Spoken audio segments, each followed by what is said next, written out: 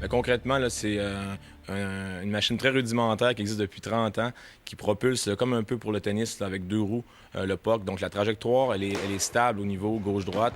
Tout ce qui reste après, c'est on peut déterminer la puissance. Donc on ajuste la machine à l'endroit souhaité, puis on décide selon la taille ou l'âge de notre participant, la force qu'on y met. À ce moment-là, il y a vraiment des gros gains là, au niveau mécanique, là.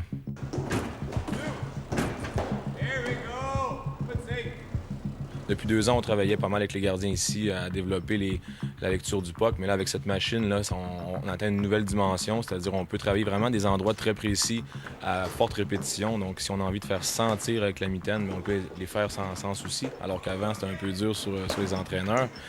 Puis surtout, le fait que, comme ce puck sort de façon un peu plus inattendue, on entre vraiment dans la réaction là, totale. C'est plus difficile parce qu'on ne peut pas faire une erreur avec la technique de l'arrêt. Euh, Ça va plus vite. On a un plus court chemin de puck, on le voit, et il faut être plus réactif et plus vite.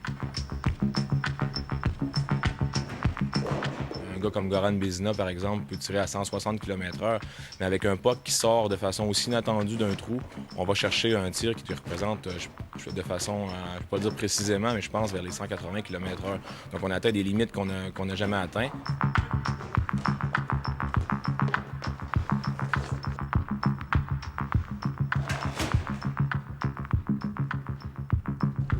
Ce qui est cool, c'est qu'une séance, on peut faire de 500 à 1000 pucks, alors que c'est impossible. Une séance normale ici à BKP, c'est environ 300 pucks en 1 heure. On peut aller chercher du nombre de répétitions élevé. C'était bien pour moi pour développer la technique et des arrêts particuliers où on peut travailler avec ces machines. C'est parfait pour moi. Avec Tobias, ça a apporté un renouveau. Donc, chaque fois qu'on revenait ici retravailler la précision des gestes ou la vitesse, moi, je sentais un impact là, tout de suite à l'entraînement le lendemain sur sa vitesse. Donc, c'est aussi un rappel quotidien qui fait du bien là, donc pour ramener la vitesse à haut niveau pendant toute la saison.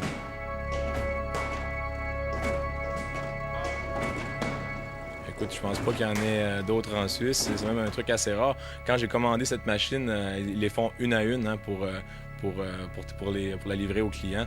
Donc, je pense pas qu'en Europe, il y ait une machine comme celle-là actuellement. Il y a d'autres prototypes que j'ai vus, mais ça reste quelque chose d'assez unique, là.